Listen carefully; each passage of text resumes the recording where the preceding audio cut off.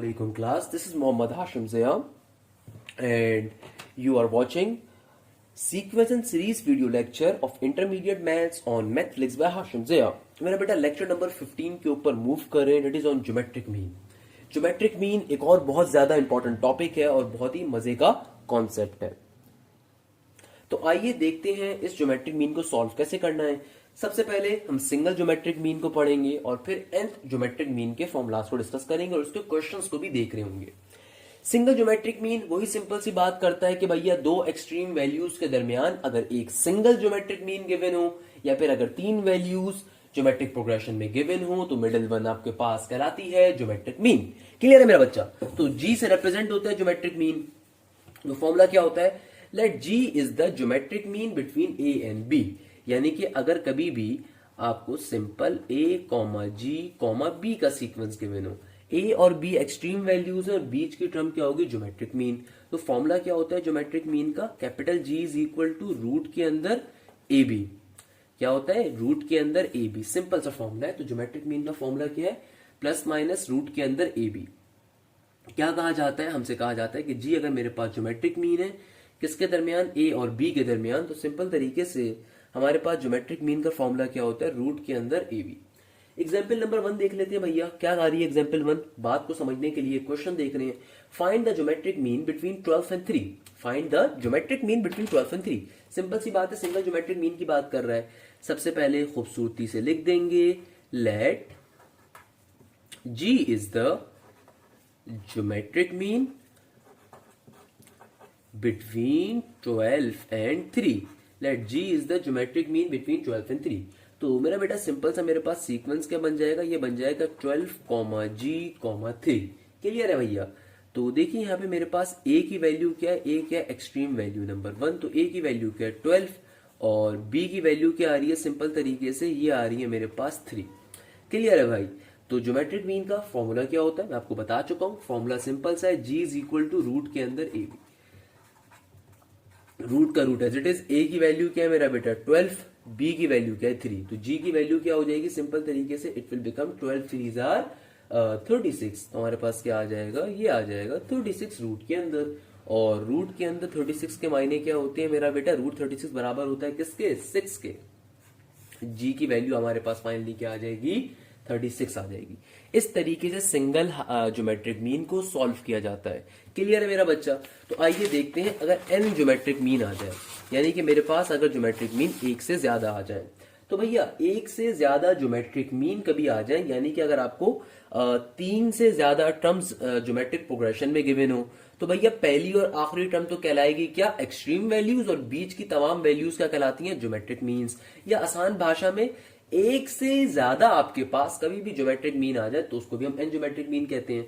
For example मैं आपसे कहता हूं let G1, G2, G3 dot dot dot Gn be the geometric mean between A and B. तो ये क्या बन जाएगा? ये बन जाएगा A, G1, G2, G3, dot dot dot Gn, B. यानी कि एक से ज्यादा ज्योमेट्रिक मीन्स अगर कभी एग्जिस्ट कर रही हो. तो बेटा इसके फॉर्मुलाज क्या होते हैं? इसके फॉर्मुलाज अभी तरीके से देख लीजिएगा. ज्योमेट्रिक मीन का क्वेश्चन बहुत ज्यादा पेपर में आता है तो बहुत इंपॉर्टेंट भी है. G1 के लिए फॉर्मूला होता है A into B divided by A whole power में 1 डिवाइडेड बाय n प्लस 1. ये फॉर्मूला है सिर्फ ज्योमेट्रिक मीन 1 का. A क्या है? First term. B क्या है? सॉरी, A क्या है? Extreme value 1. B क्या है? Last extreme number.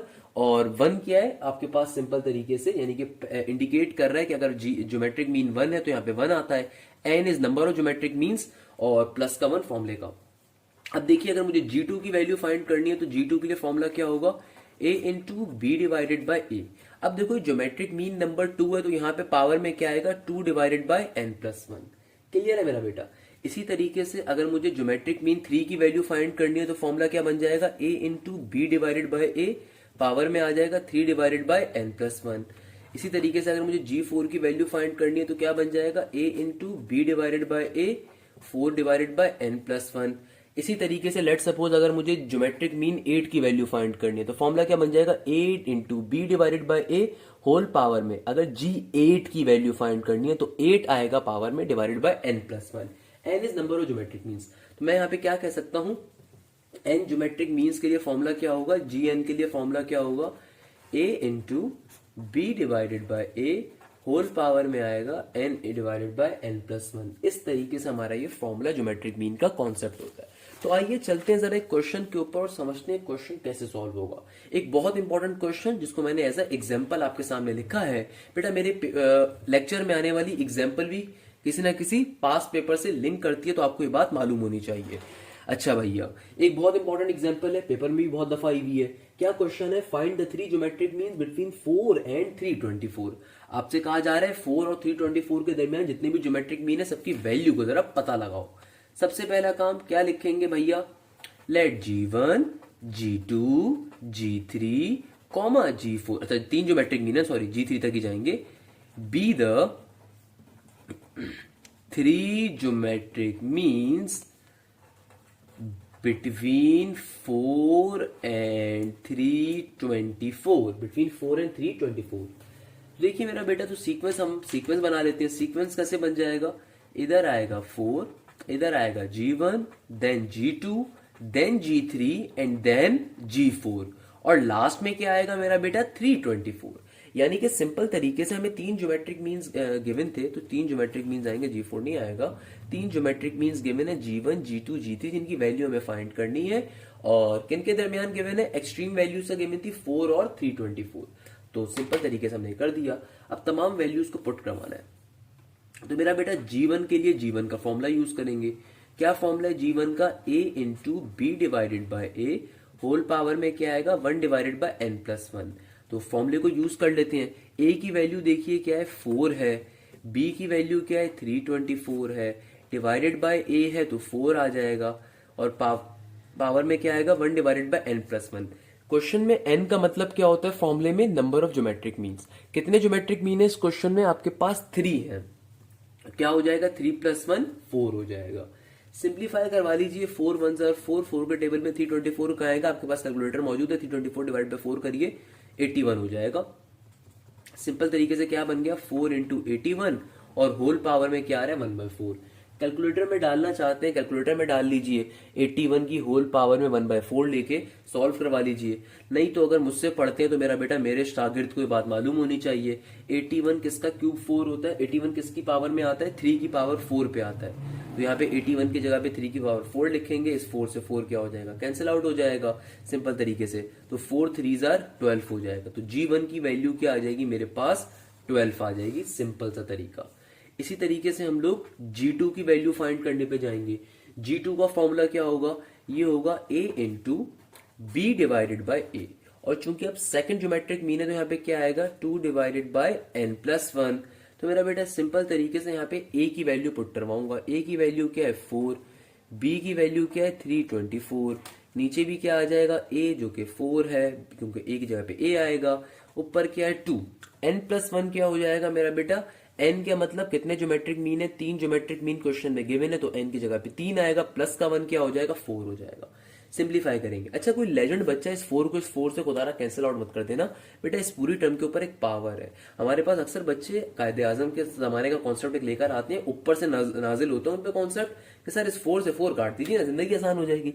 अल्लाह के बंदे, इस पूरी टर्म के ऊपर पावर आ रही है, तो ये अब्बा जान का माल नहीं है कि कैंसिल आउट हो सके, तो इसको जरा ध्यान में रखा करें। क्लियर है मेरा बेटा।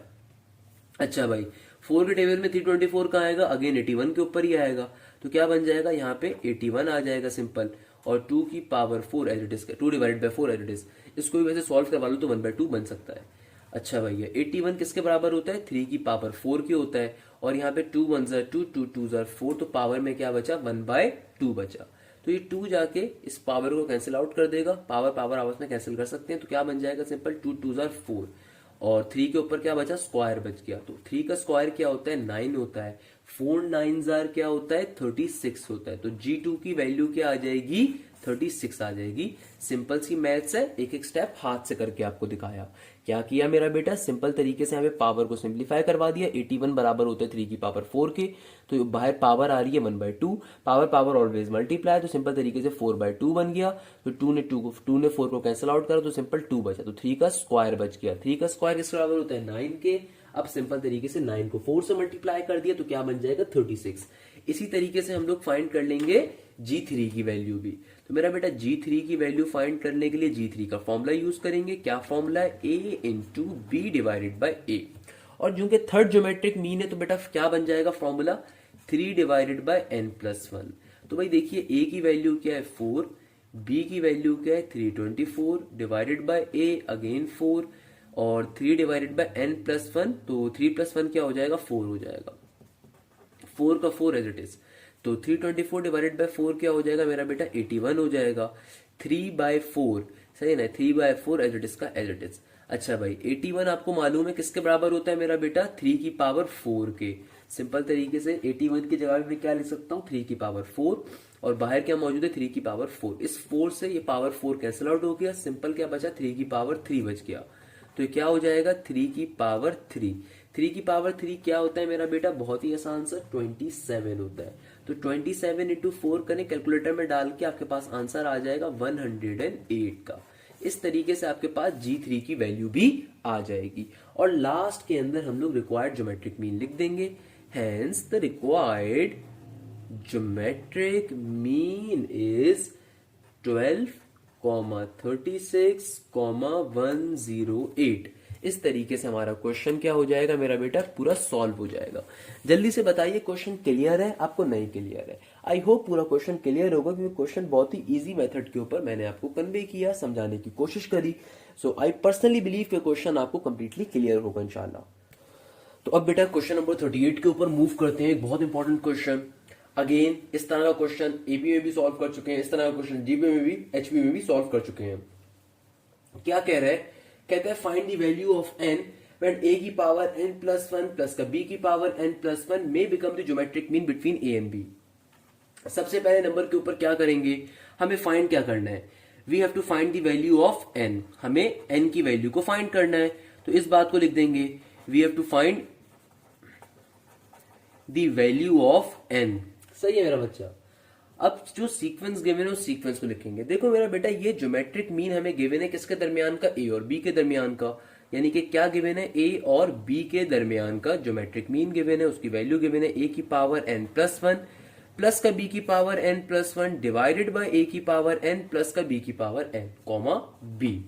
तो हमें सिंपल तरीके से ज्योमेट्रिक मीन गिवन है, हमने उसको सीक्वेंस में डाल के बना दिया। अब हमें मालूम है कि ज्योमेट्रिक मीन किसके बराबर होता है, उसका फॉर्मूला होता है रूट के अंदर a इंटू बी के। क्लियर है मेरा बच्चा। तो सिंपल तरीके से इसको भी ओपन करेंगे, जिस तरह ए एम और एच एम के क्वेश्चन को सॉल्व किया वैसे ही ये क्वेश्चन भी बहुत ज्यादा इंपॉर्टेंट है। सिंपल तरीके से क्या करेंगे, हम इस बात को लिख देंगे एज वी नो डेट कि ज्योमेट्रिक मीन बराबर होता है किसके अंदर, रूट के ए बी के। तो यहाँ पे g की वैल्यू क्या है, ये बीच वाली टर्म g है, मेरा ज्योमेट्रिक मीन है। तो इसको यहाँ पे लिख दूंगा a की पावर n+1 प्लस का b की power n+1 divided by a की पावर n प्लस का b की पावर n इक्वल टू के बाद क्या आ जाएगा रूट में ab।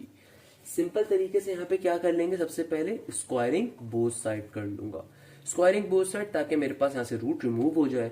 तो इस पूरी की पूरी टर्म के ऊपर रूट आ जाएगा, a की पावर n+1 प्लस का b की power n+1 divided by a की पावर n प्लस का b की पावर n पे रूट आएगा, स्क्वायर आएगा क्योंकि हमने स्क्वायरिंग बोथ साइड किया है ना। और यहाँ पे रूट क्या हो जाएगा, कैंसिल आउट, तो सिंपल a भी बच जाएगा।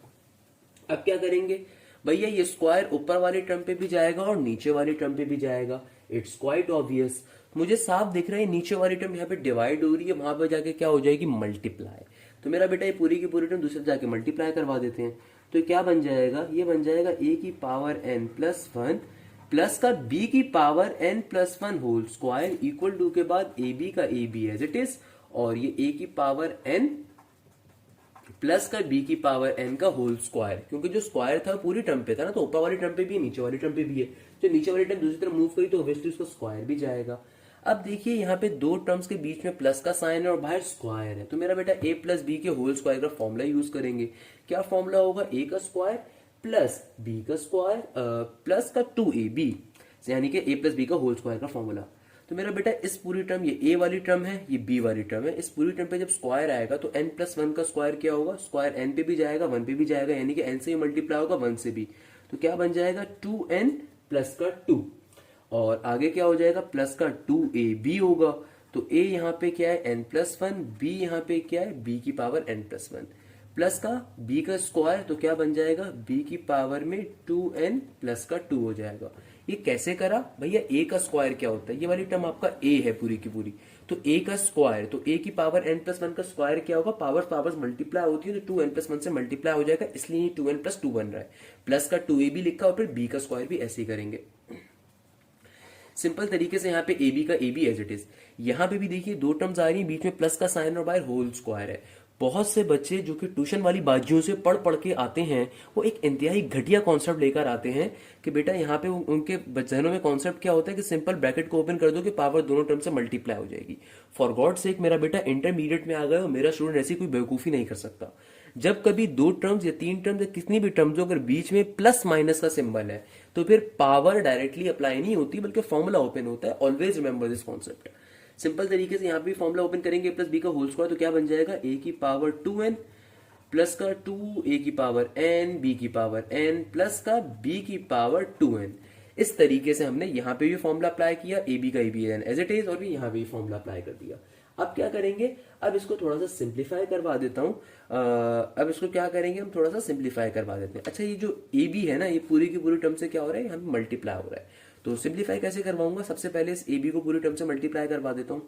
तो ये क्या बन जाएगा? a की पावर 2n प्लस का 2 प्लस का 2a की power n plus 1 into B की पावर n प्लस 1 प्लस का b की power 2n plus 2 equal to के बाद ये a b इस टर्म से भी मल्टीप्लाई होगा, इससे भी होगा, इससे भी होगा। तो जब a b a की पावर 2n से मल्टीप्लाई होगा तो क्या बन जाएगा? ये बन जाएगा a की power 2n plus 1 into B, और फिर क्या हो जाएगा? ये a b जाके इन दोनों टर्म से मल्टीप्लाई होगा तो इट विल बिकम 2a की power n plus 1 into B की पावर n प्लस 1, क्योंकि जब a b 2a की पावर n b की पावर n से मल्टीप्लाई होगा, a से जब मल्टीप्लाई होगा तो पावर में इजाफा हो जाएगा। whenever two terms multiply and their bases are same, their power always add। तो a इंटू a की पावर n क्या हो जाएगा? a की पावर n प्लस 1। सेम जब b जाके b की पावर n से मल्टीप्लाई होगा तो क्या बन जाएगा? b की पावर n। अब फिर ये a b की पावर 2n से ही मल्टीप्लाई होगा तो क्या बन जाएगा? a इंटू b की पावर 2n प्लस का 1। इससे फायदा क्या हुआ? इससे फायदा ये हुआ कि बेटा देखें यहाँ पे जो 2a की power n plus 1 into B plus n plus 1 था, यह वाला इसको कैंसिल आउट कर देगा, क्योंकि ये भी पॉजिटिव का, ये भी पॉजिटिव का, जब पॉजिटिव वाला दूसरे जाएगा तो नेगेटिव का बन जाएगा, दोनों आपस में कैंसिल हो जाएंगे। अब बाकी तमाम टर्म्स को हम एक साइड पे शिफ्ट कर देंगे, तो क्या हो जाएगा मेरा बेटा? इस तरफ जो चीजें बची हैं उनको भी रहने दीजिए और इस तरफ की तमाम चीजों को भी इस तरफ शिफ्ट कर दीजिए। तो ये हो जाएगा मेरे पास a की पावर 2n प्लस का 2 प्लस का b की पावर 2n प्लस का 2, a की पावर 2n प्लस 2 प्लस का b की पावर 2n प्लस 2, और इक्वल टू के इस तरफ क्या है? a की power 2n plus 1 into B और a इंटू बी की पावर 2n प्लस 1। तो इन तमाम टर्म्स को भी यहाँ पे शिफ्ट कर दीजिए। तो क्या बन जाएगा? नेगेटिव का a की पावर 2n प्लस का 1 इंटू बी, नेगेटिव का, फिर इस वाली वैल्यू को भी जब इक्वल टू के दूसरी तरफ शिफ्ट करूंगा तो क्या बन जाएगा?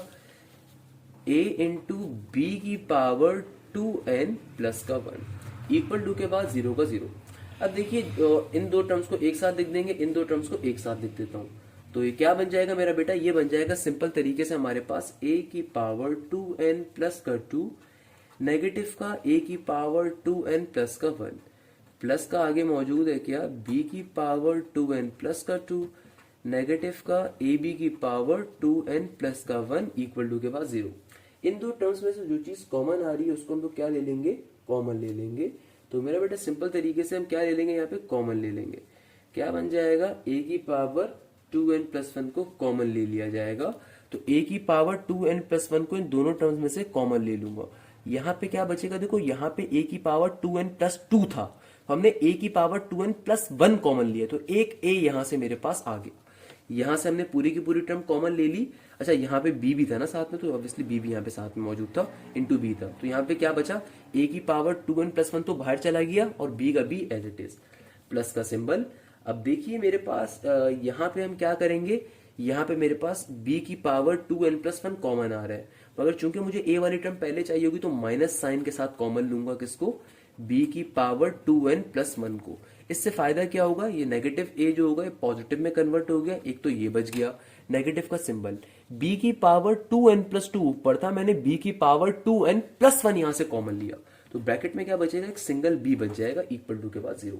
इस तरीके से हमारे दो फैक्टर्स आ गए, एक आ गया a माइनस का b और दूसरा क्या आ गया, a की पावर 2n प्लस 1 माइनस का b की power 2n plus 1 equal to 0। बेटा आसान भाषा में ये क्वेश्चन बहुत इजी, अगर आपने सिर्फ एक क्वेश्चन अर्थमेटिक मीन का भी समझ लिया ना, तीनों के अंदर चाहे अर्थमेटिक मीन हो, हार्मोनिक मीन हो, ज्योमेट्रिक मीन हो, कॉन्सेप्ट या तरीकेकार एक ही है। हम सिंप्लीफिकेशन कर रहे हैं बच्चों की तरह, जो बचपन में कॉन्सेप्ट पढ़े थे खाली उन कॉन्सेप्ट को यूज कर रहे हैं, बाकी सब बेसिक बात नहीं है मेरा बेटा।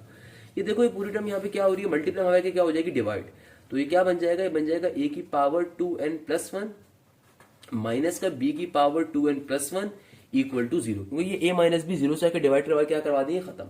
अब इस माइनस वाले b वाली टर्म को दूसरे जाके पॉजिटिव करवाऊंगा, क्या बन जाएगा, a की पावर 2n प्लस का 1 इक्वल टू b की पावर 2n प्लस का 1।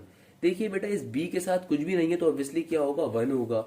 ये टर्म इस 1 से क्या हो रही है, मल्टीप्लाई, वहां पे आके डिवाइड होकर क्या होगी, खत्म हो जाएगी। तो क्या बन जाएगा, a की power 2n plus 1 divided by b की power 2n plus 1 equal to के बाद सिंपली क्या आ जाएगा, 1 आ जाएगा। क्लियर है मेरा बेटा। अब देखिए इन दोनों में पावर सेम आ रही होंगी तो उसको एक ही बार बाहर निकाल के रख देंगे, तो क्या बन जाएगा, a डिवाइडेड बाई b, और चूंकि दोनों की पावर सेम है तो एक ही दफा ब्रैकेट से बाहर निकाल के रख दूंगा 2n प्लस 1 को, इक्वल टू के बाद क्या है, 1 का 1 एज इट इज। अच्छा मैं ये बात आपको पहले भी 10,000 दफा मेरा बेटा बता चुका हूं कि भैया ये सिंपल 1 आ रहा है, क्या आ रहा है, सिंपल 1। 1 क्या होता है, किसी भी टर्म पे पावर 0 तो 1 होता है, तो यहाँ पे मैं क्या लिख सकता हूं, मैं कह सकता हूं कि भैया a divided by b whole power में क्या है 2n प्लस 1 इक्वल टू के बाद यहाँ पे मैं इस 1 की जगह पे क्या लिख देता हूं, a डिवाइडेड बाई b की होल पावर 0। ऐसा करते हम इसलिए ताकि हम बाद में मैथ्स के प्रिंसिपल यूज करके पावर निकाल सकें। ऑलवेज रिमेंबर दिस थिंग, कभी भी पावर अगर आपको चाहिए हो तो हमें हमारे पास सबसे आसान तरीका ये होता है कि बेसिस को सेम कर दिया जाए। अब अगर मैं ये बेसिस सेम करना चाहता हूं तो मुझे दोनों तरफ a डिवाइड बाई b चाहिए होगा। अब चूंकि यहाँ पे सिर्फ 1 बन रहा है तो मैं इस 1 को किसी तरीके से a डिवाइड बाई b में कन्वर्ट करवाना चाहता हूँ। और तरीकेकार क्या है कि हम मैथ्स का प्रिंसिपल यूज करते हैं कि भाई देखो किसी भी टर्म की पावर 0 तो बनाएगा, चूंकि मुझे बेसिस सेम बनानी तो मैंने यहाँ पे क्या टर्म रखी, a डिवाइडेड बाई b की होल पावर 0, क्योंकि मुझे बात मालूम है कि जब मुझे इक्वल टू के आमने सामने अगर दोनों बेसिस सेम आ जाएंगी तो पावर्स एक दूसरे के बराबर आ जाती हैं। तो यहाँ पे क्या बन जाएगा, 2n प्लस का 1 इक्वल टू 0। प्लस के 1 को दूसरी तरफ भिजवा दूंगा तो क्या हो जाएगा, नेगेटिव का 1 हो जाएगा। क्या हो जाएगा, नेगेटिव का 1 हो जाएगा। अब देखिए 2 यहाँ पे मल्टीप्लाई हो रहा है, वहां पे नेगेटिव 1 से क्या हो जाएगा, डिवाइड हो जाएगा। तो n की वैल्यू क्या आ जाएगी, नेगेटिव का 1 डिवाइडेड बाय 2। इस तरीके से हमारा ये क्वेश्चन क्या हो जाएगा, सॉल्व हो जाएगा। और इस तरीके से मैं आपको एक मजे का एमसीक्यूज भी बता देता हूँ। ऑलवेज रिमेंबर दिस थिंग, कभी भी इस तरह की एक्सप्रेशन अगर आपको अर्थमेटिक मीन पे गिवन हो तब n की वैल्यू क्या होती है, 0। हार्मोनिक मीन पे गिवन हो तब n की वैल्यू क्या होती है आपके पास, सिंपल तरीके से नेगेटिव का 1। और ज्योमेट्रिक मीन पे गिवन हो तब इसकी वैल्यू क्या होती है, नेगेटिव का हाफ। तो आपको ये कॉन्सेप्ट लाजमी मालूम होना चाहिए, ये एमसीक्यूज में बेतहाशा दफा आ जाता है, ये बेसिक सी बात। कल को जब नस की तैयारी कर रहे होगे, एनईडी की तैयारी कर रहे होगे, आईबी की तैयारी कर रहे होगे, मैंने सब लेक्चर्स फ्री ऑफ कॉस्ट आपके लिए डाले हुए हैं, तो वहां पे ये चीजें बड़ी हेल्प करेंगी, क्योंकि मैं तो हूं ही एप्टीट्यूड टीचर मेरा चंदा, तो मैंने अपने स्टूडेंट्स के लिए तमाम बेसिक बातें बड़ा बताते हैं, इंटर में भी बताता हूं, ताकि उसको किसी 60,000 रुपए कहीं पे पे ना करने पड़े, वो आराम से बैठ के घर पे तैयारी करे, और जो उसके दोस्त 60,000 रुपए में तैयारी कर रहे हो उनको लान तैन कर सके, उनको बताए कि भाई अपने माँ बाप के पैसे हराम के हैं, तभी आप 60,000 रुपए की तैयारी कर रहे हो, क्योंकि सब चीजें फ्री ऑफ कॉस्ट अब अवेलेबल है दुनिया के अंदर। तो आपको किसी कोचिंग के माफिया के पास जाने की जरूरत नहीं है, अपने अम्मा अब्बा के इतने पैसे जाया करने की जरूरत नहीं है, अब घर बैठ के आप सब पढ़ सकते हो मेरा बेटा। क्लियर है भाई। तो ये इंटर के आपको अगर कॉन्सेप्ट्स मालूम होंगे तो कल आपको यूनिवर्सिटी साइड की बड़ी मदद मिलेगी इनसे। यहाँ पे हमारा क्वेश्चन एंड होता है, तो अगले क्वेश्चन के ऊपर मूव करते हैं बेटा। तो बेटा एक और बहुत इंपॉर्टेंट क्वेश्चन के ऊपर मूव करते हैं, जो कि हमारी आज की क्लास का सेकंड लास्ट क्वेश्चन होगा, मोस्ट प्रोबेबली बड़ा ही मजे का क्वेश्चन, बड़ा ही इंपॉर्टेंट क्वेश्चन। क्या कह रहा है, कहता है prove that A comma B comma C are in AP, GP और HP according as A minus B divided by B minus C equal to A by A और A by B और A by C। एक बहुत important question है मेरा बेटा, बहुत important question है। क्वेश्चन को समझिए, आपको आधी बात समझ में आ जाएगी अगर आपने क्वेश्चन समझ लिया। देखिए क्वेश्चन आपसे क्या कह रहा है, क्वेश्चन आपसे कह रहा है कि आपको तीन टर्म्स गिवन है A, B और C, जो कि AP में भी हैं, GP में भी हैं और HP में भी हैं। आपको ये पूरी चीज प्रूव करनी है कि A minus B divided by B minus C इसके बराबर है, इसके बराबर है, इसके बराबर है। क्वेश्चन बड़ा सीधा सा है, क्वेश्चन बहुत इंपॉर्टेंट है, बेतहाशा इंपॉर्टेंट क्वेश्चन है। भाई सबसे पहले क्वेश्चन में जो चीजें गिवन है उसको लिखिए। आपको क्या गिवन है, आपसे कहा जा रहा है if A comma B comma C are in, सबसे पहले हमसे कहा जा रहा है कि तीनों टर्म्स AP में भी हैं, GP में भी हैं, HP में भी हैं, तीनों के लिए काम करेंगे। सबसे पहले हम किसके लिए काम कर लेंगे, AP के लिए। तो मैं कहता हूं कि भैया ये तीन टर्म्स मुझे किस में गिवन है, AP में गिवन है। तो अगर मुझे ये टर्म्स AP में गिवन है तो मुझे ये बात मालूम होनी चाहिए कि तीन टर्म्स AP में आ रही हैं, तो हमें बात मालूम है कि अर्थमेटिक मीन का कॉन्सेप्ट होगा। बीच वाली टर्म अर्थमेटिक मीन होगी और स्टार्टिंग और एंडिंग वाली टर्म्स क्या होंगी, एक्सट्रीम वैल्यूज होंगी। तो क्या फॉर्मूला बन जाएगा, तो फॉर्मूला मेरा बन जाएगा B is equal to A minus का C divided by 2, sorry A plus का C डिवाइडेड बाय 2। फॉर्मूला क्या हो जाएगा मेरे पास, अर्थमेटिक मीन का फॉर्मूला क्या होता है, ये होता है A plus B divided by 2 ना। A का मतलब पहली एक्सट्रीम वैल्यू, B का मतलब दूसरी एक्सट्रीम वैल्यू, और A क्या होता है, मिडिल टर्म। तो मुझे तीन टर्म्स AP में भी गिवन है, GP में भी गिवन है, HP में भी। तो हम बारी बारी चल रहे हैं, चूंकि पहले उसने AP लिखा हुआ तो पहले मैंने इन तीन टर्म्स को AP में लिया। तो इन तीन टर्म से मैंने अर्थमेटिक मीन की वैल्यू कैसे निकाली कि भाई देखो जो मिडिल वैल्यू होती है वो अर्थमेटिक मीन होती है, पहली और लास्ट क्या होती है, एक्सट्रीम वैल्यू। सिंपल तरीके से फॉर्मूला क्या बन गया, B is equal to A plus C divided by 2। अब हमें इस कंडीशन को प्रूव करना है। कंडीशन क्या है मेरे पास, ये कंडीशन आ रही है। तो क्या कंडीशन है भैया मेरे पास, कंडीशन है now A minus B divided by B minus C. देखो मेरा बच्चा, A का A तो एज इट इज रहेगा, माइनस का सिंबल भी एज इट इज रहेगा। B की वैल्यू हमने ऊपर से जो फाइंड करी है उसको पुट करवा दीजिए। B की वैल्यू हमने क्या फाइंड करी है, A plus C divided by 2, और नीचे डिवीजन में क्या आ जाएगा, नीचे वाले B की जगह पे B की वैल्यू आ जाएगी, जो कि क्या है A plus C divided by 2 minus का C एज इट इज। अब क्या करेंगे, इसको थोड़ा सिंप्लीफाई कर लेते हैं, थोड़ा सा सॉल्व कर लेंगे। तो मेरा बेटा क्या बन जाएगा, इस A के नीचे कुछ भी नहीं है तो क्या होगा, 1 होगा। सिंप्लीफाई करूंगा तो क्या हो जाएगा, सिंपल ये हो जाएगा 2A माइनस का A प्लस का C। इधर भी बेटा इस 2 के नीचे कुछ भी नहीं है तो क्या होगा, C के नीचे कुछ भी नहीं है तो 1 होगा। तो एलसीएम ले लीजिए, यहाँ पे भी क्या बन जाएगा, नीचे 2 आ जाएगा, इधर आ जाएगा A प्लस सी, 2 जाके जब माइनस का C से मल्टीप्लाई होगा तो क्या बन जाएगा, माइनस का 2C। फिर क्या करेंगे मेरा बेटा, फिर इसको सिंप्लीफाई कर लीजिए। 2A में से जब A जाएगा तो सिंपल A बचेगा, ये 2 से 2 कैंसिल आउट हो गया। 2A माइनस A क्या हो जाएगा, A बचेगा प्लस का C एज इट इज का एज इट इज, और नीचे क्या हो जाएगा मेरा बेटा, सिंपल तरीके से। अच्छा इधर ये माइनस C होगा ना, I am so sorry, wait a second, जब ये ब्रैकेट ओपन होगा तो ये क्या हो जाएगा, माइनस का A और माइनस का C हो जाएगा। इधर माइनस का C आएगा, क्या आ जाएगा, माइनस का C। इधर क्या हो जाएगा, A का A एज इट इज, और यहाँ पे क्या हो जाएगा, C माइनस का 2C। C माइनस का 2C किसके बराबर होगा मेरा बेटा, माइनस के C के बराबर होगा। क्लियर है। तो ये कैसे सॉल्व करा भाई, सिंपल तरीके से आपको ये चीज प्रूव करनी है ना, इस चीज की वैल्यू इन सबके बराबर, तो हमने इस वैल्यू को लिया, B की वैल्यू जो ऊपर से फाइंड करी हुई थी वो B की जगह पे हमने पुट करवा दी। इसको सिंप्लीफाई कैसे कर रहे हैं, सिंपल तरीके से इसको एक्सपेंड करवा रहा हूँ, ओपन करवा रहा हूँ, यहाँ पे एलसीएम लिया, ऊपर भी नीचे भी।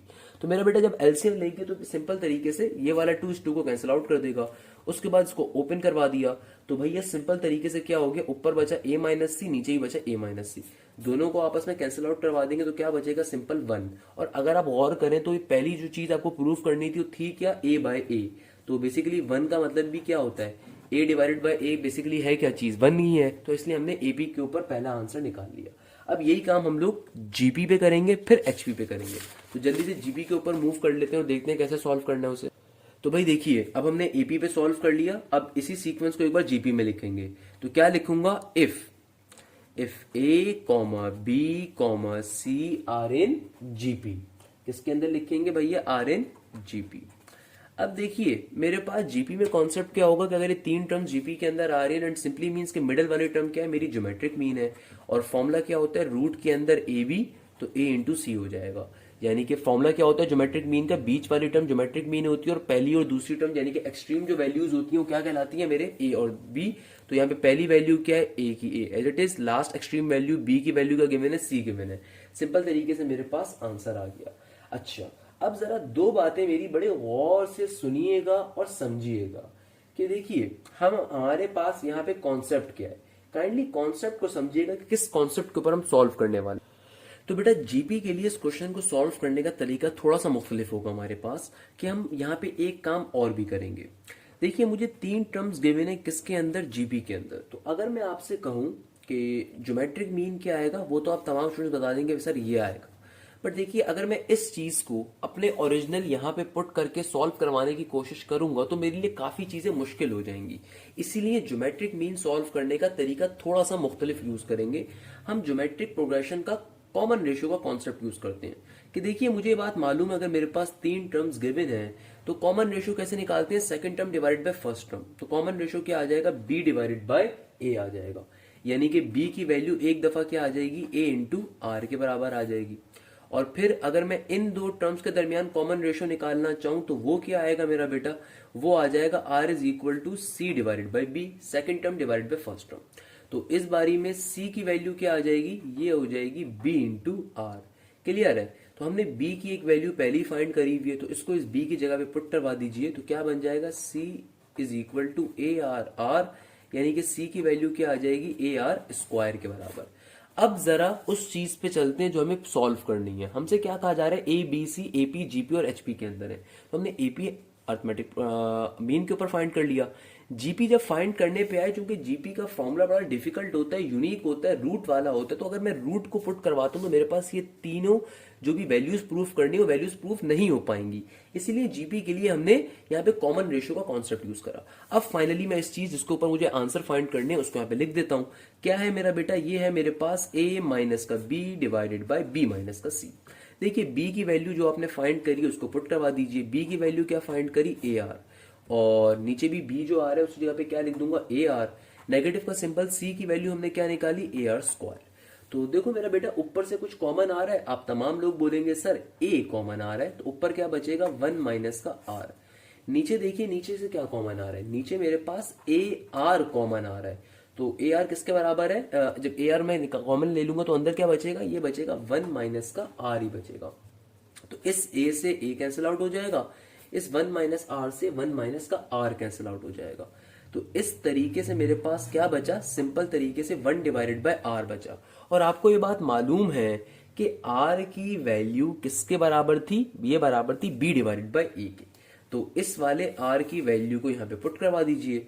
तो ये क्या बन जाएगा, ये बन जाएगा b डिवाइडेड बाय a, यानी कि r की जगह पे r का फॉर्मूला। और मैथ्स का बेसिक कॉन्सेप्ट है, कभी भी एक से ज्यादा चीजें डिवाइड हो रही हो, सबसे नीचे वाली चीज सबसे ऊपर जाके रेसिप्रोकेट करके लिखी जाती है। तो फाइनल आंसर क्या आ जाएगा, a डिवाइडेड बाय b। बेटा बड़ा टेक्निकल क्वेश्चन है, बड़ा इंपॉर्टेंट क्वेश्चन है, इसलिए क्वेश्चन को तरीके से काइंडली देखिएगा, बड़ा मजे का क्वेश्चन है। सिंपल तरीके से हम लोगों ने क्या करा, जो वैल्यू हमको गिवन थी, हमें ये चीज फाइंड करनी थी, हमने इजीली फाइंड कर ली। क्या कॉन्सेप्ट है दोबारा सुन लीजिए। अभी तक हम एपी और जीपी के लिए काम कर चुके हैं, अब एचपी के लिए काम करना रहता है। सबसे पहले हमने एपी के लिए काम करा, क्योंकि एपी का सिंपल अरिथमेटिक मीन फॉर्मूला होता है, हार्मोनिक मीन का भी सिंपल फॉर्मूला होता है, तो उनके लिए तो सिंपल कर लेंगे। यानी कि एपी के लिए हमने सिंपल अरिथमेटिक मीन की वैल्यू बताई, बीच वाली टर्म से वैल्यू निकाली, उसको उठा के क्वेश्चन में डाला, हमारे पास अरिथमेटिक मीन पे प्रूव हो गया। देन जब ज्योमेट्रिक प्रोग्रेशन के ऊपर गए तो हमने देखा कि यार रूट के अंदर आ रहा है, तो रूट के अंदर बी की वैल्यू को पुट करना बड़ा मुश्किल हो जाता, इसीलिए हमने उसको थोड़ा सा सॉल्व आउट किया कि हमने कॉमन रेशियो का कॉन्सेप्ट के ऊपर जीपी की वैल्यू को प्रूव करवाया। अब फाइनली हम एचपी में भी एक बार ही काम करने वाले हैं। तो क्या करेंगे मेरा बेटा, सिंपल एचपी के ऊपर चले जाएंगे, इसको यहां पे कर लेते हैं। एचपी के ऊपर क्या लिखेंगे, again if A comma B comma C are in HP. तो अगर ये एचपी के अंदर है तो मेरा बेटा सिंपल तरीके से एचपी का फॉर्मूला क्या होता है, बीच वाली वैल्यू हार्मोनिक मीन होगी, पहली और लास्ट वाली क्या होगी, एक्सट्रीम वैल्यू। फॉर्मूला क्या बन जाएगा, b is equal to 2ac divided by a plus C. Simple तरीके से हम लोगों ने एचपी का फॉर्मूला लिख दिया। क्या फॉर्मूला होता है, h is equal to 2ab divided by a plus B ना। तो यहां पे मेरा b क्या है, हार्मोनिक मीन, पहली और लास्ट वैल्यू के एक्सट्रीम वैल्यूज। अब सिंपल तरीके से हम अगेन फॉर्मूले में डाल देते हैं। क्वेश्चन क्या गिवन था, a minus B divided by b minus C. तो a का a as it is, b में उसकी वैल्यू डाल दूंगा, माइनस का symbol, 2ac divided by a plus C. Whole division में क्या जाएगा, अगेन b की वैल्यू क्या वैल्यू है 2ac divided by a plus C minus का c as it is. Simple तरीके से ऊपर भी एलसीएम लूंगा मेरा बेटा, नीचे भी एलसीएम ले लूंगा। क्या बन जाएगा, ये बन जाएगा a प्लस सी, ये a प्लस सी जाके a से मल्टीप्लाई होगा, a के नीचे कुछ भी नहीं है तो क्रॉस मल्टीप्लीकेशन करके एलसीएम लूंगा। a प्लस सी नीचे मल्टीप्लाई होगा, फिर a प्लस सी जाके अपने क्रॉस में मल्टीप्लाई होगा तो it will become a into a plus C. 1 जाके अपने क्रॉस में मल्टीप्लाई होगा तो माइनस का 2ac बन जाएगा। नीचे होल डिवीजन में भी क्रॉस मल्टीप्लीकेशन करेंगे, सिंपल तरीके से नीचे वाली टर्म नीचे मल्टीप्लाई होगी, देन क्रॉस में चीजें मल्टीप्लाई हो जाएंगी तो क्या बन जाएगा, यहाँ पे बन जाएगा 2ac माइनस का c इंटू a प्लस का c divided by a plus C. मेरा बेटा ये वाला a प्लस सी इस वाले a प्लस सी को क्या कर देगा, फाइनली कैंसिल आउट कर देगा। यानी कि एक a प्लस सी दूसरे a प्लस सी को क्या कर देगा, कैंसिल आउट कर देगा। ऊपर क्या बचेगा, ऊपर मेरे पास बचेगा a into a plus C minus का 2ac। नीचे क्या बचेगा 2ac माइनस का c into a plus C. Clear है मेरा बेटा। अब क्या करेंगे, इसको थोड़ा सा ओपन करवा दीजिए तो ये a जाके दोनों टर्म से अंदर मल्टीप्लाई हो जाएगा, यहाँ पे जो बाहर c है वो अंदर वाली दोनों टर्म से मल्टीप्लाई हो जाएगा। तो क्या बन जाएगा, ये बन जाएगा a स्क्वायर प्लस का ac माइनस का 2ac। नीचे क्या बन जाएगा 2ac माइनस का ac, जब ब्रैकेट ओपन होगा तो माइनस का c जाके जब माइनस c से मल्टीप्लाई होगा तो माइनस का c स्क्वायर बन जाएगा। अच्छा बेटा, तो इससे होगा क्या कि भाई देखिए ये a स्क्वायर तो ऊपर एज इट इज ही रहेगा मेरे पास, और इस ac माइनस का 2ac क्या हो जाएगा, माइनस का ac बन जाएगा। नीचे क्या हो जाएगा, माइनस का c स्क्वायर तो देखिए मेरा बेटा एज इट इज रहेगा, और जब 2ac में से ac निकालूंगा तो क्या बचेगा, पॉजिटिव का ac बच जाएगा। तो ऊपर वाली टर्म्स में से देखिए मैं क्या कॉमन निकाल सकता हूँ, ऊपर वाली टर्मिनोलॉजी से मैं a कॉमन निकाल सकता हूँ। तो ऊपर वाली टर्म्स में से a कॉमन आ जाएगा तो अंदर क्या बचेगा a माइनस का c, और नीचे वाली टर्म में से मैं c निकाल सकता हूँ कॉमन, तो ब्रैकेट में क्या बचेगा a माइनस का c। तो a माइनस c से a minus c cancel out हो जाएगा, तो मेरा आंसर क्या आ जाएगा a डिवाइडेड बाय c, जो कि मुझे फाइनली प्रूव भी करना था। इस तरीके से मेरा बेटा ये देखिए हमें यही चीज प्रूव करनी थी, हमारा क्वेश्चन क्या हो गया, सॉल्व हो गया। क्वेश्चन नंबर 39 एक बहुत इंपॉर्टेंट क्वेश्चन है, आपने बहुत तरीके से सॉल्व करना है बेटा। मैंने एक एक स्टेप अपनी मेहनत से करवाता हूँ। मेरी ऑल्दो ये जो लास्ट के भी 2-3 लेक्चर्स आप देख रहे होंगे मैंने एक साथ रिकॉर्ड किए, तो ऑब्वियसली मेरी तबीयत जैसी भी है but still I have tried my best कि आपको मैं कन्वे कर सकूं, कि एक एक स्टेप मेरी कोशिश ये होती है अपने स्टूडेंट को कन्वे कर सकूं। मुझे बड़ी हैरानी होती है जब कुछ लोग पीडीएफ से पढ़ाते हैं या कुछ लोग डायरेक्टली आके बोर्ड भरना स्टार्ट कर देते हैं और फिर हाथ रख रख के पढ़ाते हैं कि बेटा मैंने ये लिखा है ये लिखा है। तो मेरा पढ़ाने का तरीका आपको बड़ा पसंद है या यूनिक लगता है बेटा, इसलिए लगता है कि मैं एक एक स्टेप बोल बोल के करवाता हूँ। मैं दूसरे उन फनकारों की तरह, उन टीचर्स की तरह नहीं हूँ जो कि पहले क्लास में आके बोर्ड भरते हैं या पहले कॉपी में सबसे काम लिख देंगे और फिर आपको बताएंगे कि बेटा ये किया था, ये किया, ये। मैं ऐसे नहीं करता भाई, एक एक स्टेप आपको करके बताता हूँ ताकि आपको समझ में आए। आई होप आपको क्वेश्चन क्लियर होगा। और अब हम लास्ट क्वेश्चन के ऊपर जाएंगे इस लेक्चर के, ताकि फाइनली हमारा ये मीन वाला टॉपिक एंड हो जाए और फिर इस चैप्टर के अंदर सिर्फ एक टॉपिक बचेगा जो कि इंशाल्लाह फिर हम उसको कंटिन्यू कर रहे होंगे। तो आइए चलते हैं लास्ट क्वेश्चन के ऊपर मेरा प्यारा बच्चा। क्वेश्चन नंबर 40 मेरा बेटा, क्वेश्चन नंबर 40 भी बहुत ज्यादा इंपॉर्टेंट क्वेश्चन है, लास्ट क्वेश्चन से समहाउ मिलता जुलता है। क्या कह रहे हैं, कहते हैं simplify x into Y minus का z divided by x minus का y when x, y, z are AP, GP, HP। भाई देखिए क्वेश्चन बड़ा सिंपल सा है, बड़े मजे का है, बहुत ही अच्छा सा है। कैसे सॉल्व करेंगे, देखो सबसे पहले क्या लिखेंगे, हम लिखेंगे इफ x, y, z, हमें 3 वैल्यूज गिवन है AP में भी, GP में भी, HP में भी। क्लियर है मेरा बच्चा। तो हमें इनको बारी बारी ऐसे सॉल्व करेंगे। तो एक बार मैं इन वैल्यूज को हम सॉल्व करेंगे AP के ऊपर, फिर एक बार सॉल्व करेंगे GP के ऊपर, फिर एक बार सॉल्व करेंगे HP के ऊपर। बिल्कुल लास्ट क्वेश्चन जैसा क्वेश्चन है, और ये दोनों क्वेश्चन बेटा बहुत ज्यादा पेपर में पूछे जाते हैं। तो क्या लिखूंगा, if x, y, z are in AP। सबसे पहले AP के लिए काम कर रहे हैं। अच्छा, तो मेरा बेटा देखो AP के अंदर अगर 3 टर्म्स गिवन है तो अरिथमेटिक प्रोग्रेशन का कॉन्सेप्ट यूज करते हैं। अगेन अरिथमेटिक प्रोग्रेशन का कॉन्सेप्ट क्या है कि मेरा बेटा जो मिडिल वैल्यू होगी अरिथमेटिक मीन के लिए वो आपके पास बराबर होती है किसके, a plus B divide by 2 के। तो भैया मेरे पास क्या फॉर्मूला बन जाएगा, y is equal to X plus का z डिवाइडेड बाई 2 के। अब जो चीज सिंप्लीफाई करनी है उसमें जहां जहां y आ रहा है उसमें वैल्यू को पुट कर देते हैं। तो सिंप्लीफाई क्या करना है, हमें ये वाली टर्म करनी है। तो क्या बन जाएगा मेरा बेटा, ये बन जाएगा x इंटू y के अंदर y की वैल्यू x प्लस का z डिवाइडेड बाई 2, और आगे क्या आ रहा है माइनस का z एज इट इज, और होल डिवीजन में क्या है x माइनस का y। तो अगेन y की वैल्यू पुट करवा देंगे, क्या वैल्यू है मेरा बेटा चंदा, x प्लस का z डिवाइडेड बाई 2। इस तरीके से हमने वैल्यूज को पुट करवा दिया। अब इसको सबसे पहले एक्सपेंड करवाते हैं, सिंप्लीफाई करवाते हैं। ऊपर इन ब्रैकेट्स के अंदर अलग एलसीएम लूंगा, नीचे अलग एलसीएम लेंगे। तो जरा सॉल्व करते हैं मेरा बेटा, क्या बन जाएगा, ऊपर ये x का x एज इट इज, यहाँ पे जब ऊपर एलसीएम लेंगे तो नीचे इधर 2 आ जाएगा, इधर आ जाएगा x प्लस का z और इधर हो जाएगा माइनस का 2z। और नीचे क्या हो जाएगा, नीचे भी एलसीएम वगैरह लेते हैं तो क्या बन जाएगा 2x माइनस का x। जब ये ब्रैकेट ओपन होगा तो बेटा माइनस साइन अंदर वाली दोनों टर्म से मल्टीप्लाई होगा। बहुत से बच्चे गलती करते हैं कि इस चीज को खा जाते हैं। मेरा बेटा मेरी आदत है छोटे छोटे पॉइंट्स के ऊपर आपको बताना, तो बेटा ये ब्रैकेट लाजमी लगाया करो। देखो अगर मैं ब्रैकेट नहीं लगाता ना तो मुझे लगता है कि माइनस साइन सिर्फ एक्स के साथ था, ये अंदर वाली टर्म के साथ नहीं था, मैं भूल जाता। और हमारी आधी से ज्यादा आवाम ब्रैकेट्स नहीं लगाती, वो समझती है कि वो प्राइम मिनिस्टर की औलाद है तो टाइम की बहुत कमी है। देखो ना तो तुम आइंस्टाइन के बच्चे हो ना तुम न्यूटन की औलाद हो, तुम एक नॉर्मल इंसान हो, तो तुम्हें ब्रैकेट लगाना जरूरी है, क्योंकि तुम्हारी 1 सेकंड के ब्रैकेट ना लगाने से कोई दुनिया नहीं खत्म हो जाएगी। ब्रैकेट लाजमी लगाया करो मेरा बेटा, क्लियर है। सिंपल तरीके से नीचे क्या हो जाएगा 2 हो जाएगा। इस तरीके से हम क्या करेंगे मेरा बेटा, हमने नीचे भी एलसीएम ले लिया ऊपर भी ले लिया, तो ऊपर वाला 2 नीचे वाले 2 को क्या कर सकता है, कैंसिल आउट कर सकता है। अब इसको थोड़ा सा और सिंप्लीफाई कर लेता हूं, तो ऊपर ब्रैकेट के बाहर x का x एज इट इज, और यहाँ पे क्या हो जाएगा x z में से जब 2z जाएगा तो क्या बचेगा माइनस का z। नीचे क्या हो जाएगा 2x माइनस एक्स इसके बराबर होगा मेरा बेटा, x के बराबर होगा, और बाहर क्या आ गया सिंपल माइनस का z आ गया। क्लियर है मेरा बेटा। तो देखो भैया सिंपल तरीके से ये वाला x माइनस जेड ऊपर वाले x माइनस जेड को क्या कर देगा, कैंसिल आउट। तो मेरे पास एपी के अंदर सिंप्लीफाई करने पे आंसर क्या आ गया, सिंपल x आ गया। अच्छा भैया अब यही सेम काम एक बार जीपी पे सॉल्व करूंगा, क्योंकि जीपी का फॉर्मूला डिफिकल्ट होता है तो हम कॉमन रेशियो वाली चीज पे सॉल्व करेंगे, और जीपी के ऊपर भी इस वैल्यू को निकाल के सिंप्लीफाई वाली चीज में डालेंगे और फिर सॉल्व करेंगे। फिर इस तरीके से एचपी के लिए भी काम करेंगे। करना तो बेटा ये क्वेश्चन आपको जो होमवर्क खुद से चाहिए, बट स्टिल क्योंकि क्वेश्चन थोड़ा इंपॉर्टेंट है तो मैं खुद से सॉल्व करवा रहा हूँ। अच्छा अब यही काम बेटा जीपी के लिए करेंगे तो क्या लिखूंगा, if X comma Y comma Z are in GP, तो मेरा प्यारा बच्चा क्या बन जाएगा, सबसे पहले कॉमन रेशियो के लिए काम कर लेंगे। तो भैया कॉमन रेशियो के लिए क्या काम करेंगे मेरा बेटा, हमें मालूम है कॉमन रेशियो पहली दो टर्म्स के दरमियान निकाल लूंगा तो क्या बन जाएगा, R is equal to Y divided by X हो जाएगा। तो यहां से मेरे पास y की एक वैल्यू क्या आ जाएगी, r इंटू एक्स। फिर लास्ट की दो टर्म्स में कॉमन रेशियो निकाल लूंगा तो क्या बन जाएगा, वो बन जाएगा r is equal to Z divided by Y. तो यहां से मेरे पास z की वैल्यू क्या हो जाएगी, r इंटू वाई, और मुझे मालूम है कि y की अपनी वैल्यू क्या आई थी, r into x.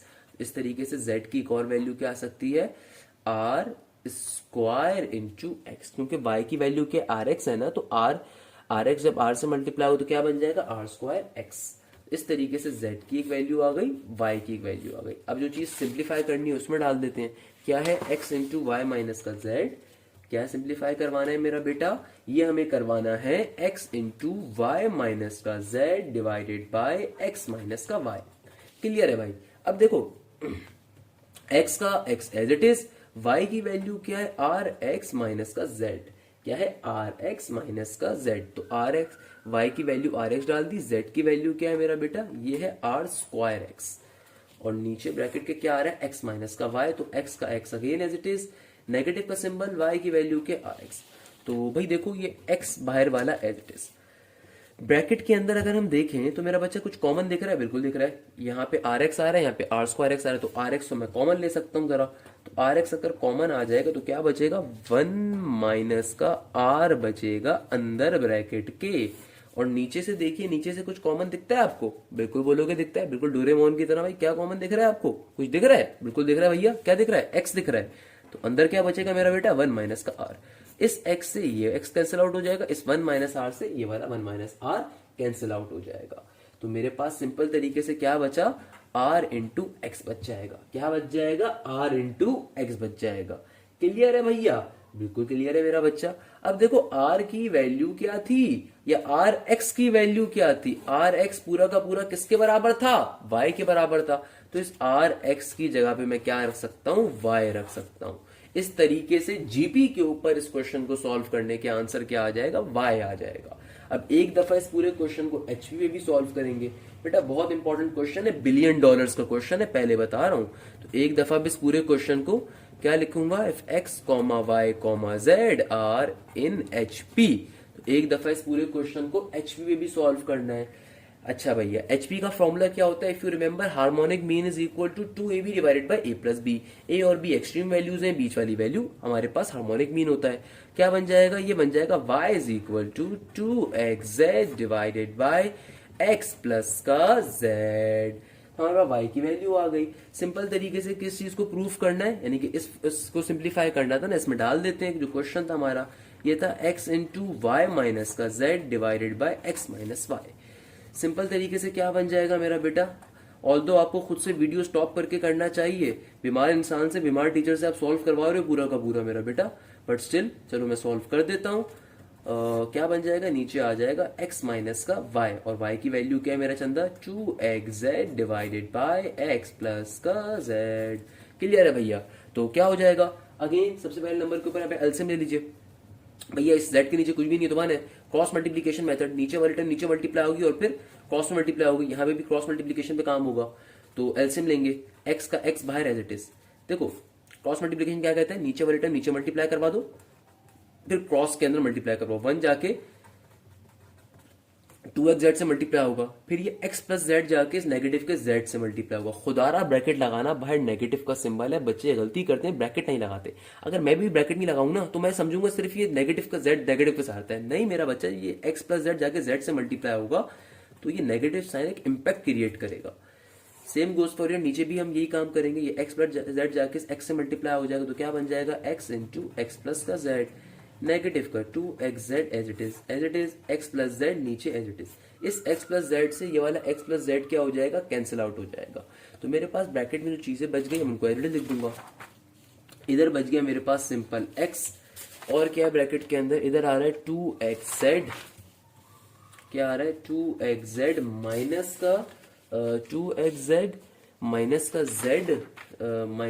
z into X plus का z। नीचे डिवीजन में क्या आ जाएगा मेरा बेटा? नीचे डिवीजन में आ जाएगा x into X plus Z. क्या आ जाएगा? x into X plus Z, और क्या आ जाएगा मेरा बेटा? माइनस का 2xz आ जाएगा। माइनस का क्या आ जाएगा? 2xz आ जाएगा। अब इसको थोड़ा सिंप्लीफाई करवा लेते हैं। तो मेरा बच्चा ये x का x तो देखिए एज इट इज रहेगा। यहाँ पे क्या हो गया? 2xz as it is. Bracket को ओपन करूंगा, z जाके दो टर्म से मल्टीप्लाई होगा तो क्या बन जाएगा? माइनस का zx माइनस का z स्क्वायर। नीचे देख लिया भाई, नीचे क्या हो रहा है यार? नीचे सिंपल तरीके से अगेन ब्रैकेट ओपन होगा तो x x दोनों टर्म से मल्टीप्लाई होगा, क्या बन जाएगा? x स्क्वायर प्लस का zx माइनस का 2xz। इसको थोड़ा सिंप्लीफाई कर देते हैं। 2xz माइनस का zx या xz क्या हो जाएगा? ये हो जाएगा सिंपल zx माइनस का z स्क्वायर ब्रैकेट में एज इट इज। इधर x स्क्वायर का x square as it is. zx minus का 2xz क्या हो जाएगा? सिंपल माइनस का z माइनस का ये हो जाएगा xz। क्लियर है मेरा बेटा? अब देखिए ऊपर वाली पूरी टर्म से हम क्या कॉमन ले सकते हैं? ऊपर वाली पूरी टर्म से यहां से z कॉमन आ जाएगा, तो बाहर क्या आ जाएगा? एक xz, और अंदर ब्रैकेट में क्या बचेगा? सिंपल x माइनस का z। नीचे वाली टर्म से क्या कॉमन आ सकता है? मेरे ख्याल में x कॉमन आ जाएगा, तो ब्रैकेट में क्या बचेगा? अगेन x माइनस का z। तो इस x माइनस z से z कैंसिल आउट हो गया और इस x से x भी कैंसिल आउट हो गया, तो फाइनली आंसर क्या आ गया आपका? z आपका आंसर आ जाएगा। इस तरीके से ये पर्टिकुलर क्वेश्चन सॉल्व हो जाएगा। मेरा बेटा बहुत ही आसान क्वेश्चन था, मैं तो इस क्वेश्चन को पढ़ाते हुए लहक लहक के पढ़ा रहा था क्योंकि मेरे नजदीक सिंपल बेसिक मैथ्स थी। आई होप अगर आपने इस क्वेश्चन को देखा तो आपने भी एंजॉय किया होगा। देखो क्वेश्चन बिल्कुल मुश्किल नहीं है, क्वेश्चन का एक कॉन्सेप्ट है, दोनों क्वेश्चंस के अंदर आपने सिंप्लीफिकेशन खाली करिए। आपको अगर सिंप्लीफिकेशन करनी आती है, मैं आपको कॉन्सेप्ट साथ साथ बना रहा हूं, तो आप इजीली क्वेश्चन सॉल्व कर सकते हो। क्वेश्चन बहुत ही इजी है, क्वेश्चन बहुत ही मजे का है। मुझे बताओ इस पूरे क्वेश्चन में मेरा चंदा क्या मुश्किल है?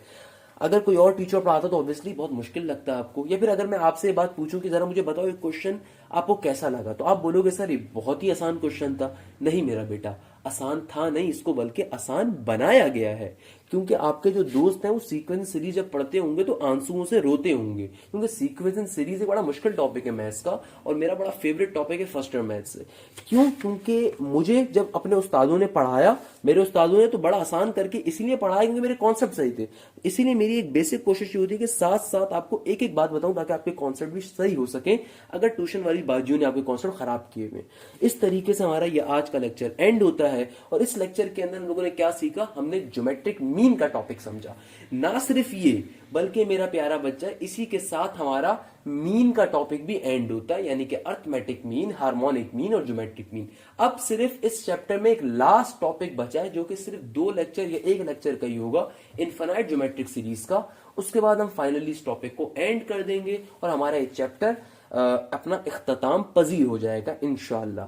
तो इंशाल्लाह नेक्स्ट लेक्चर में आपसे मुलाकात होगी। जब तक के लिए खुदा हाफिज, इस उम्मीद के साथ कि आप पढ़ते रहेंगे, मेहनत करेंगे और मेहनत करके कामयाबी हासिल करेंगे। जज़ाकल्लाह, thank you so much. Hashim Zia signing of.